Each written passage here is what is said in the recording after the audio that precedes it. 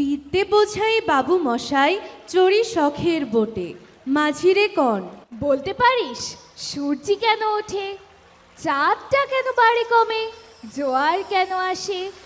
বৃদ্ধ মাঝি অবাক হয়ে ফেলিয়ে হাসে। বাবু বলেন, সারা জনম মরলি রে তুই খাটি, জ্ঞান বিনা তোর জীবনটা যে চারি আনাই মাটি। খানিক বাদে কহেন বাবু, বল তো দেখি ভেবে, নদীর ধারা কেমনে আসে, পাহাড় হতে নেবে? বল তো কেন লবণ পোড়া সাগর ভরা পানি? মাঝি সে কয়। আরে মশাই, অত কি আর জানে? বাবু বলেন, এই বয়সে জানিস নেও তাকে, জীবনটা তোর নেহাত খেলো, অষ্ট আনাই ফাঁকি।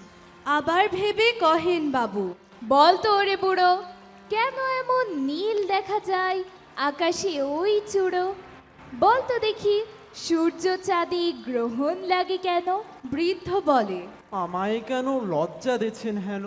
বাবু বলেন, বলবো কি আর, বলবো তোরে কিতা, দেখছি এখন জীবনটা তোর 12 আনাই বৃথা। খানিক বাদে ঝড় উঠেছে, ঢেউ উঠেছে ফুলে।